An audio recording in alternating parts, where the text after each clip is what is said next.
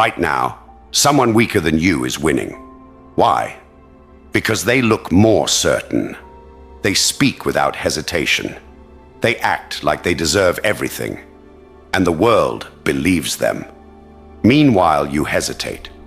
You overthink. You wait for the right moment, the right words, the right feeling. And as you wait, someone else takes what could have been yours. Confidence isn't a trait, it's a weapon.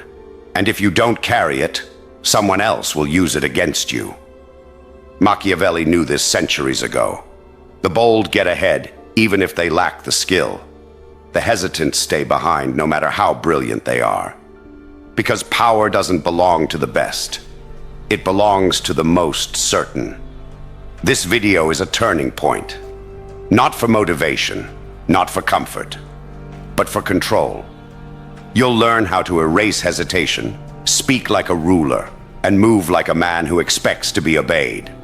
Watch closely, because from here on, your weakness will no longer be tolerated. It will be replaced.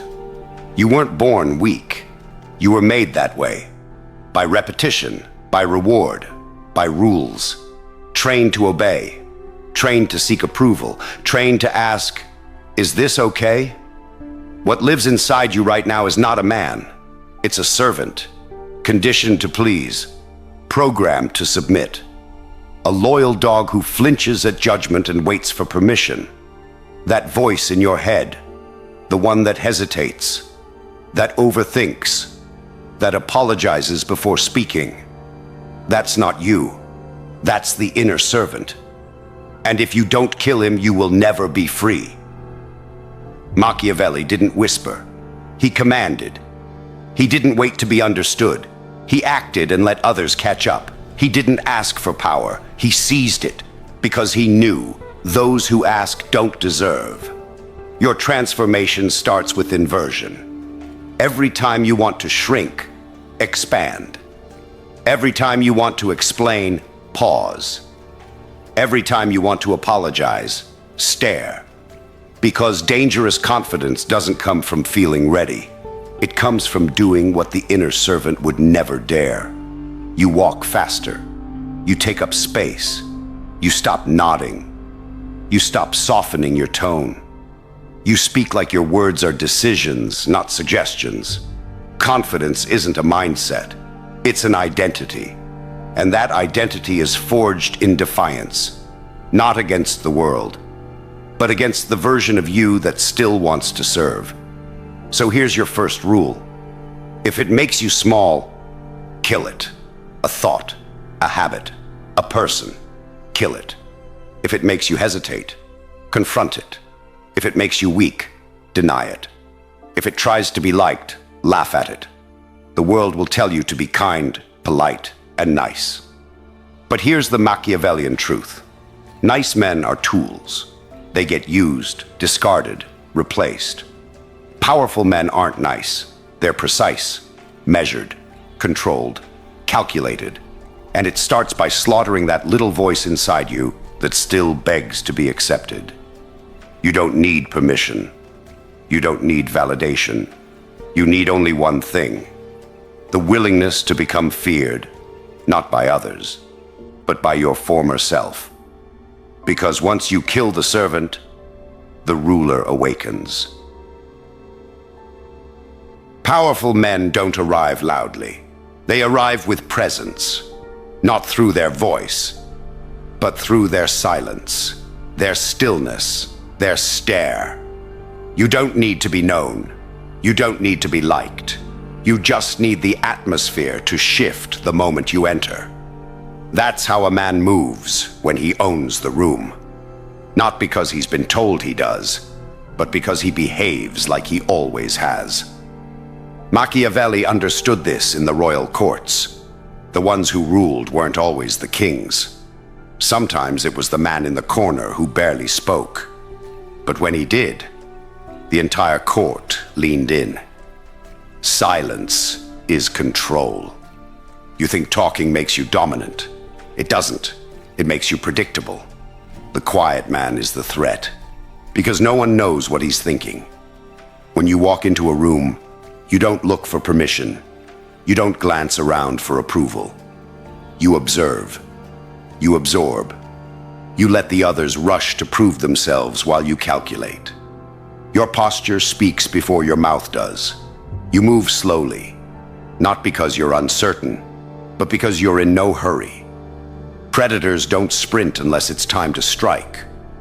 Until then, they wait, calm, ready. Most people don't even realize how fast they move, how fast they talk, how often they interrupt. Because they're trying to impress. Because they're still beneath someone else's judgment. But when you walk in like you own the room, you don't speak to impress. You speak to decide. Every sentence carries finality. Every word sounds like a conclusion. People start to listen differently. They don't challenge you. They calibrate themselves to you. And when others speak, you wait. You let them go first. You let them reveal their hunger, their insecurity, their weakness. Because the one who talks first usually gives away what they fear. And once you know that, you can bend them at will. You don't chase energy. You create gravity. Because confidence at this level is not about being liked. It's about making others question their own position just by standing near you. So you carry yourself like you've already won. Not arrogantly, but like someone who doesn't compete, because he's already chosen himself. If they respect you, good. If they don't, better. Because indifference to approval is the final form of power. And if the room wasn't yours when you entered, by the time you leave, they'll remember it like it was, not because you demanded it, but because you didn't have to.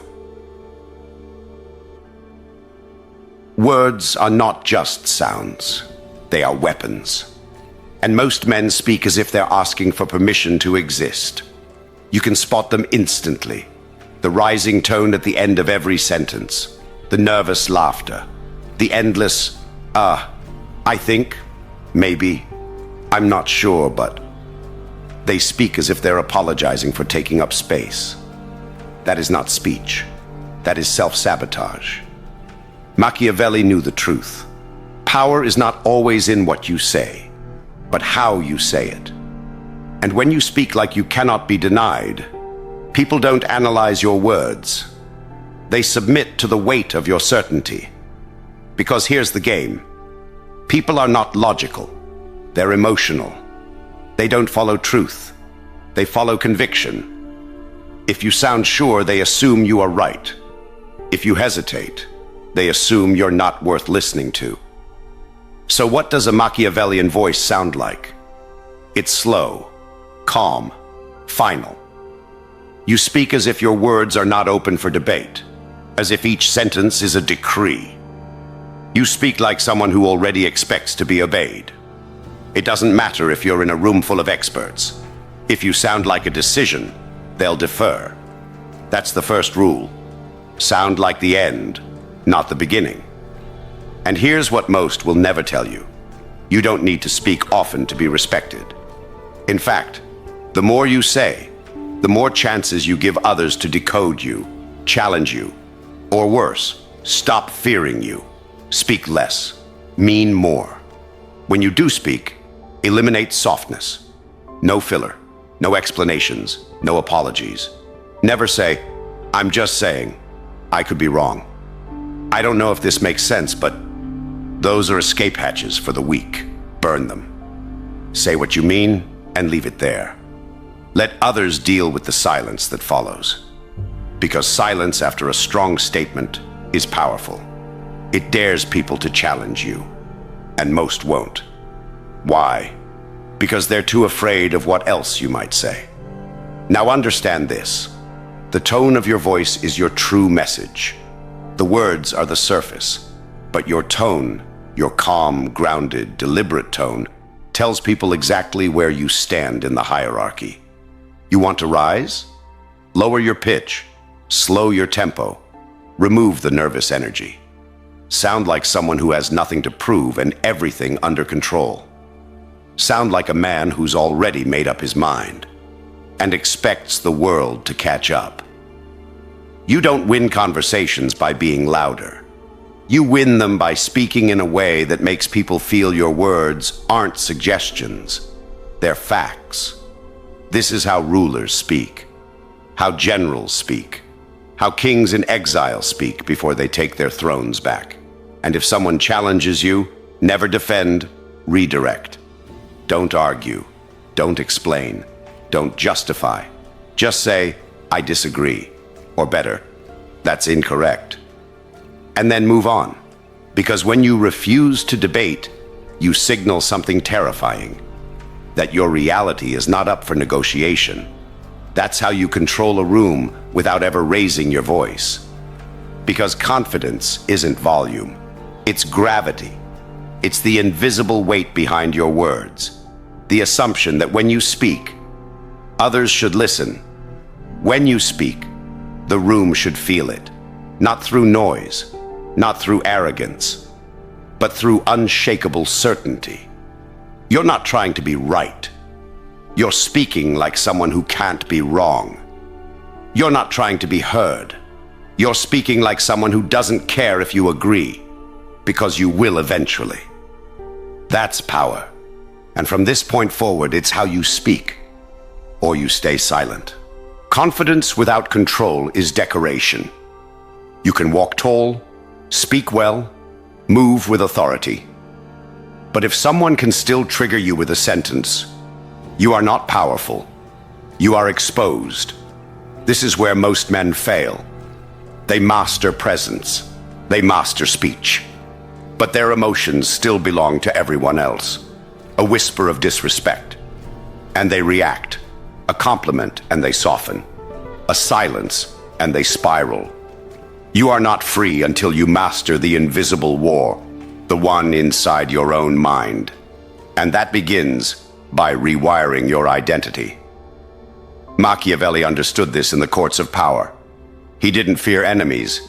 He feared dependency, emotional or otherwise. He didn't trust affection. He trusted control. Because once people know what moves you, they know where to press. And once they know where to press, you're not dangerous anymore. You're manageable. And manageable men are discarded the moment they lose usefulness. So here's the transformation. You stop being the man who reacts, and you become the man who calculates. Someone insults you, you don't explain. You observe. You extract data. What are they trying to get from you? What are they hiding behind the insult? Someone praises you, you don't melt. You analyze. Why are they complimenting you now? What do they want? Someone ignores you, you don't panic. You become even colder. Silence becomes your weapon, not your wound. This is what it means to become psychologically unreachable, not emotionless, but unshakable. You feel everything, but you act on nothing unless it serves your outcome. When someone tests you, you don't lash out. You show no visible discomfort. Why? Because your mind is not a public space. It is a fortress, and you decide who enters. That's how you stop being manipulated. Most men are so easy to control, it's laughable. Tell them they're not good enough, they'll over-explain. Tell them they're amazing, they'll chase you. Pull away from them emotionally, and they'll beg to reconnect. This is not power, this is programming. And until you break the code, you will always be someone else's tool. So how do you rewire? You kill the need to be understood. That's the root virus. The desire to explain yourself, to be seen, to be validated. It's what makes you controllable. Burn it. You don't exist to be understood. You exist to move the world around you, strategically, surgically, silently. You kill the fear of rejection, because the Machiavellian mind doesn't chase acceptance. It controls access. You don't want to be invited in. You want people to wonder what happens when they're no longer allowed near you. And you kill the habit of reacting emotionally. Emotions are real, but irrelevant unless weaponized. You're angry? Use it as fuel. You're insulted? Use it as leverage. You're doubted? Use it as silence, and let results speak later. This is how powerful men are built. They don't become robotic. They become undeniable. Because once no one can move you emotionally, they can only watch you move with precision and fear what you'll do next. Let others chase peace and understanding. You chase clarity and control, because the world doesn't care how you feel. It only responds to what you project. Certainty, direction, gravity. And when your identity becomes unshakable, you become dangerous. Not because you're violent, not because you're loud, but because you're unreachable. The people around you will try. They'll test you. They'll praise you. They'll ignore you. They'll tempt you. But nothing works. You stay the same, cold, calm, calculated. And in time, they stop trying to manipulate you, because they realize something terrifying. You are the one person they cannot move. This is the final transformation. Not posture, not speech, not appearance, but identity. You are no longer shaped by others. You shape the room. You shape the rules. You shape the outcome. You don't need to be understood. You don't need to be accepted. You don't need anything from anyone. Because now, you belong to no one. And that is what makes you untouchable. Rejection feels like a wound to the weak. To the powerful, it's a signal, a gift, a message from the world saying, you were too available, too obvious, too desperate. Good. Now you know what needs to be destroyed. Understand this. Rejection is not personal. It's positional. People reject what they believe they can survive without. So if they said no to you, it means they believe they lost nothing. That's not an insult. That's intel. Now you know where they stand and where you stand. Which means you can now position yourself to strike back later, when they're weak and you're untouchable. Step 1. Never appear affected. The moment you show pain, they win. It's not even about them. It's about your legend. A Machiavellian mind doesn't panic when the door shuts. It makes the room colder. You weren't rejected. They were disqualified from accessing you. Rejection is only real when you acknowledge it. So you don't react. You evolve. Step 2. Withdraw your presence like a weapon. What happens when something you took for granted disappears? You begin to feel its weight, its value. That's exactly what you do when rejected. Vanish. No explanations, no emotional farewells. Just a strategic absence. And while they feel the void, you build. Machiavelli said, men should be either treated generously or destroyed, because they take revenge for slight injuries, but not for ones too severe. So don't hurt them. Make them irrelevant. Make your silence louder than your words. Make them wonder where you went, how far you've gone, and if they ever had access to you at all. Step 3. Reframe the narrative. Rejection only has power if it looks like you were chasing something. So rewrite the story. Not for them, but for yourself. You weren't rejected. You selected yourself out of a game too small for you. You allowed them to say no because you were observing their behavior. You gave them one opportunity to prove they had the discernment to recognize power. They failed. And in that failure, they told you everything you needed to know. Now, you vanish and upgrade. Step 4. Convert rejection into control. Here's where you win. Rejection is clarity. Most people live in confusion, not knowing who respects them, who uses them, who fears them. But rejection cuts through that fog like a blade. Now you know who's blind. Now you know where your power has no impact, yet. So what do? You refine your edge. You sharpen your image. You amplify your value so loudly that the people who once ignored you now have to explain themselves when they speak your name. And the next time they come back, they will. You don't even need to reject them. You've already evolved beyond their reach. That's control.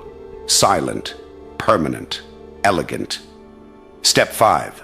Weaponize your comeback. The goal is never revenge. Revenge is emotional. Machiavellian power is always calculated. So you don't try to get back at anyone. You let time handle that for you.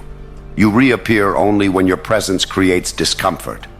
When your success is so visible, they can't avoid it. When the person who rejected you is now watching you dominate the very space they thought you didn't belong in, you say nothing. You offer no spite, no sarcasm, no ego. You offer a simple glance, or better, no glance at all. Because now you're not trying to be accepted. You're setting the standard. Final word. Rejection is not defeat.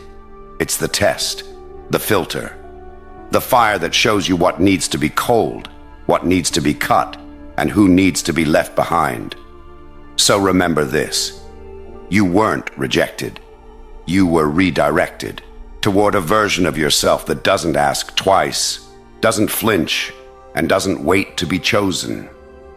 Now go build in silence and return as a force they can't reject, even if they want to. You've been reshaped, not inspired, not motivated, rebuilt.